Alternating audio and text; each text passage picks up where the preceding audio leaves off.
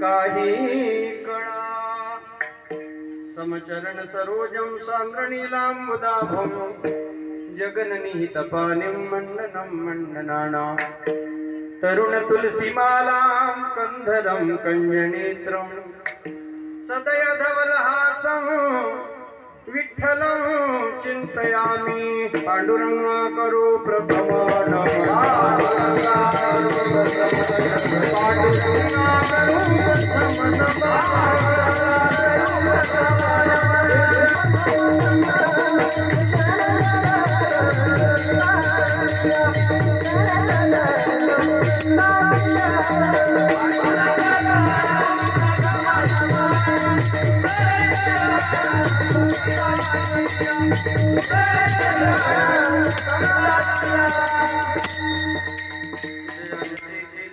स्मरण होय सकळ विद्येचे अधिकरण हे जीवंदो श्री चरण श्री गुरूंचे ते नमस्कार आता ज्ञानेशं ज्ञानमूर्तींच साक्षात प्रेम स्वरूपिणं नामदेवंच दयामूर्तीनाथं वंदे पुनः पुनः वैराग्यस्य परामूर्ति देहो क्षेत्र निवासिनं तुकाराम महाराष्ट्र भक्तराज चतुष्टयम् ओम नमो ज्ञानेश्वराय ओम नमो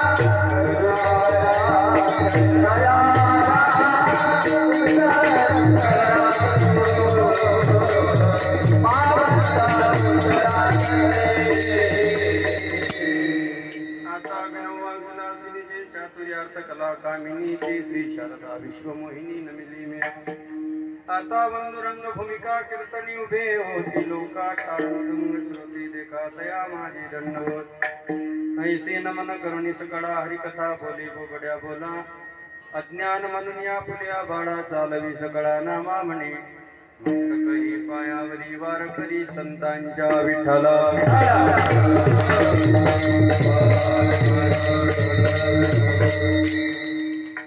जसे चरित्र केले नारायणे रांगता गोधने राखता हे सोंग सारिले या रूपे अनंते पुढे ही बहुते करणे आहे प्रस्तुत प्राप्त प्रसंगी संप्राप्त स्थळी अकारण करुणावरुणालय भक्तवत्सल करुणा निधान जगदाधार अखिल कोटी ब्रह्मांड नायक पुराण पुरुषोत्तम रुक्मिणी प्राण संजीवन भगवान श्री पंढरीश परमात्मा जगत जननी आई रुक्मिणी माता माऊली महावैष्णव अखंड कैवल्य तेजोनिधी संत श्रेष्ठ श्री गुरु ज्ञानोबा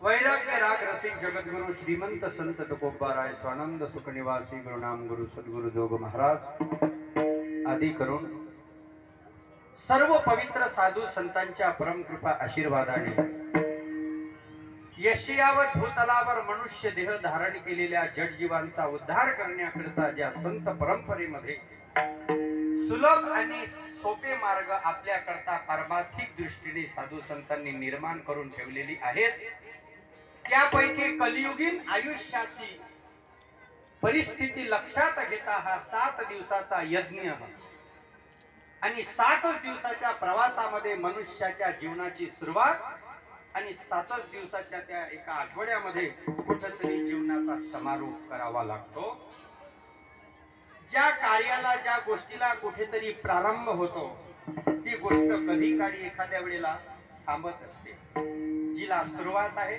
तिला शेवट असतो जे चालू झाले ते कधी ना कधी बंद पडते जोपर्यंत तिच्यामध्ये चालण्याची एक शक्ती आहे जोपर्यंत चालण्याची तिच्यामध्ये पात्रता आहे तोपर्यंत ती आपलं अंतर कापत जाते पण हळूहळू तिचा मार्ग क्रमण करणं कमी होते आणि एक दिवस तो प्रवास नक्की कुठंतरी थांबून जात असतो. म्हणून या 7 दिवसाच्या साधनेतून साधू संतांनी सोपा मार्ग भगवत प्राप्तीचा आमच्या पुढे ठेवला. सप्ताह यज्ञेन कलौ पुनंतिते. कलियुगातल्या या घोर अंधकारातून वाचण्याकरिता श्रवणे परीक्षिती तरला भूपती आणि 7 दिवसा मुक्ती झाली तयार. पण त्याच्याकरता जो रिझल्ट परिणाम तो तसा भेटला नाही. महाभागवत करुणी श्रवण, पण नुसतं श्रवण करून नाही, सर्वांगाचे कान केले तेने. परीक्षिती कथेत होते म्हणण्यापेक्षा कथा त्यांच्यात होती म्हणून ते तरले. आपण कथेत आहोत, कथा आपल्यात घुसणं अवघड आहे. जरा आपल्यात फक्त इंजेक्शनच घुसू शकते, बाकी कथा कीर्तन नाही घुसत. नाही नाही, हे घुसण्यासाठी छिद्र मोकळे लागतात. या शरीरातल्या सर्व ग्रंथी मोकळ्या असाव्या लागतात. योग्य पद्धतीने जो श्रवण करतो, आणि ही व्यवस्था अध्यात्मशास्त्रामध्ये आहे. चित्तेते हृदय ग्रंथी भिद्यते सर्व संशया. सर्व ग्रंथीचं निरासन आणि सर्व संशयाचं छेदन जर कोणी करत असेल तर ते फक्त श्रवण करते.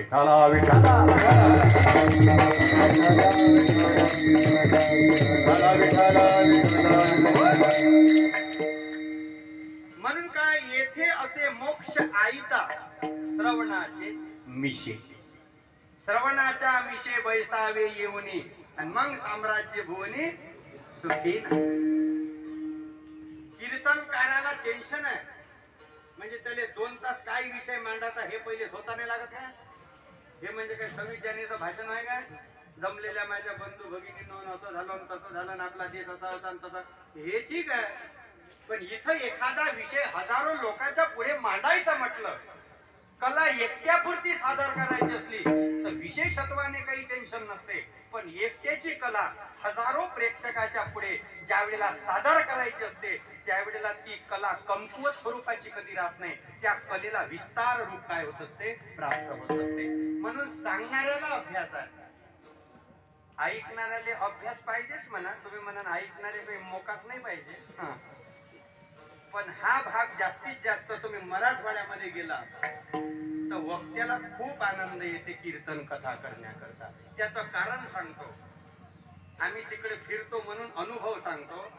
इथं जे बसणारे लोक असतात कीर्तनाला, त्यांच्या तुम्ही जे जे श्लोक गोव्या म्हणता ते सगळे बसणाऱ्याच्या पाठ असते. तर तारकऱ्यांची कुठं गणती असते?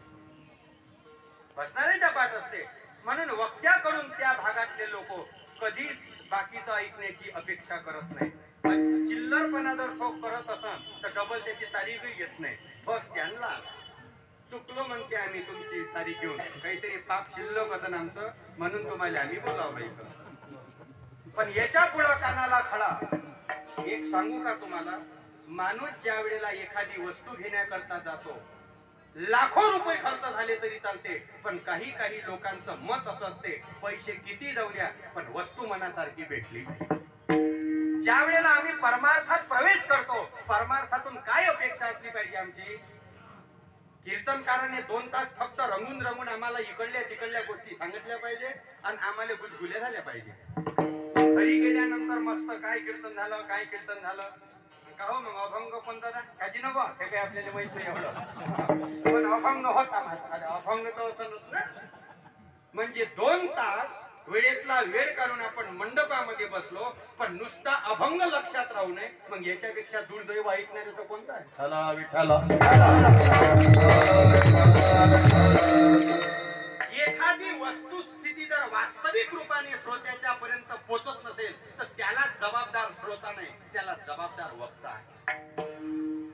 विद्यार्थ्यापर्यंत जर शैक्षणिक ज्ञान एखादी माहिती त्याच्यापर्यंत पोहोचत नसेल तर तो दोष विद्यार्थ्याचा नाही. जे गोष्ट त्याला समजत नाही त्याच्यासाठी तो गुरुजी आहे. गुरुजी का नुसते पगार घ्यासाठी आहे काय? गुरुजी कशासाठी आहे? जे गोष्ट माहित नाही विद्यार्थ्यांना ती गोष्ट विद्यार्थ्याच्या पर्यंत पोहोचवणं हे गुरुजीचं आद्य कर्तव्य. बाकी शिक्षणात बदल नाही, फक्त सांगताना प्रक्रिया बदलली. आता एक न्यूज व्हायरल झाली, या जिल्हा परिषदच्या शाळा बंद करून टाका. म्हणजे किती मूर्खपणा आहे आता. कठीण काम झालंय. म्हणजे काही दिवसाने हे लोक म्हणून मराठी वाङ्मय बंद करून टाका, आई म्हणणं सोडून टाका, नुसते मम्मी म्हणत जा. नसे ना घरी खायची सोय तरी मम्मी म्हणत जा. 750 वर्षाच्या पूर्वी ज्या ज्ञानोबारांनी अनेक भाषाचे सिद्धांत मांडणारे ज्ञानोबाराय पण भरभरून गौरव केला माझ्या मराठाची भूल कौतुक. परी अमृताते पैजा जिंके ऐसी अक्षरे रसिके मेळविन. एका शब्दाची व्याप्ती इतकी विराट आणि विशाल स्वरूपाची आहे. काही दिवसांनी या गोष्टी बंद पडेल. मग हे कोण जाणीव करून दिली पाहिजे? आई बापाची अपेक्षा असतेच का माझं पोरग शेजारच्या पोरासारखं हुशार झालं पाहिजे. आता कसं झालं, नुसतं दुसऱ्याचं सुख पाहून माणसं दुखी होणाऱ्याची संख्या फार वाढली. मी म्हणतो पुढच्याचा महाल पाहून दुखी होण्यापेक्षा मागच्याची झोपडी पाहून समाधानी राहा, म्हणजे जीवनात संतोषता प्राप्त होईल. आपल्या घराच्या शेजारच्यानं जर 2 मजली आपल्यापेक्षा उंची बांधलं तर आपलं घर आपोआप यंग होते का ना त्याच्यापेक्षा. मग आता त्याच्या बरोबर तुम्ही लागा काय?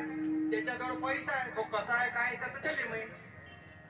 तुम्ही काय कर्जबाजारी होऊन मजले चढवान काय त्याची बरोबरी कराले, आणि बरोबरी करता करता शेवटी मेले एखाद्या दिवशी, म्हणजे राहिला मजला चढवायचा. म्हणून संत महात्मे म्हणतात एखादा एसी मध्ये झोपणारा पाहून त्याच्याकडे पाहून दुखी होण्यापेक्षा फुटपाथवर एखादा गरीब आपल्या लेकरांना घेऊन झोपतो, तो किती मस्तीत झोपतो हे पाहून सुखी होत चला.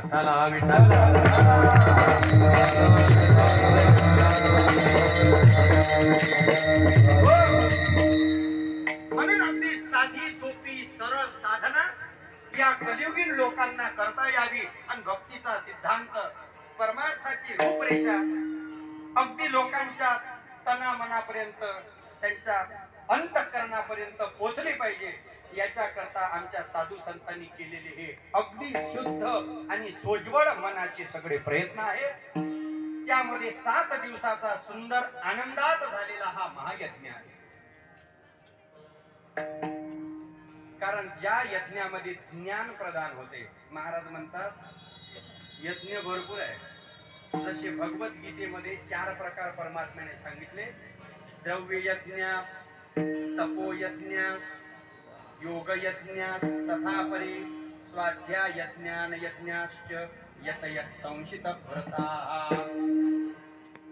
तर सर्वात कारण दानाचे प्रकार सांगितले, यज्ञाचे प्रकार सांगितले. एखाद्याची अडचण आहे, त्याला अडचणीत थोडीफार पैशाची मदत करणं हाही यज्ञ आहे. हे एक दान.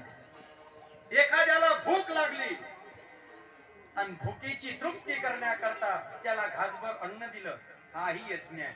हे एक दान आहे. पण कलियुगामध्ये संत महात्म्यांनी दानानाम उत्तमम दानम विद्या दानंच श्रेष्ठ. त्याचं कारण सांगतो.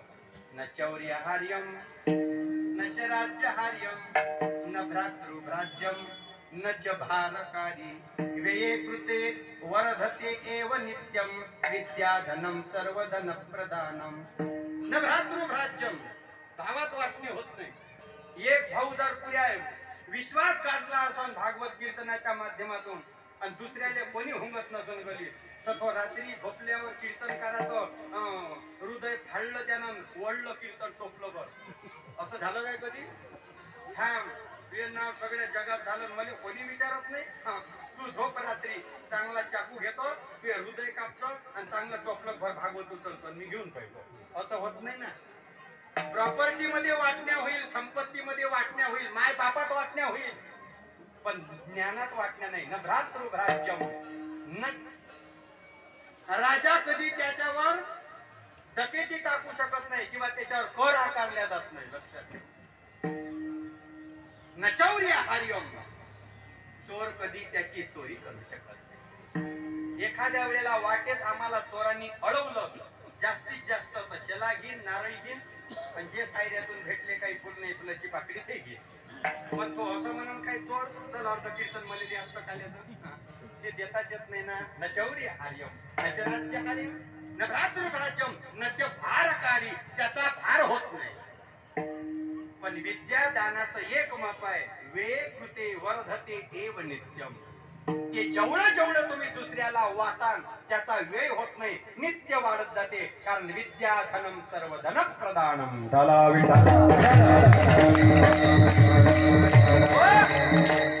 म्हणून हा 7 दिवसाचा ज्ञान यज्ञ, आणि याला मूळ जर कोणी कारणीभूत असेल, ज्ञानदेव वैष्णव मोठा, ज्ञानदेव वैष्णव मोठा, ज्ञानदेव वैष्णव मोठा, ज्ञानदेव वैष्णव मोठा,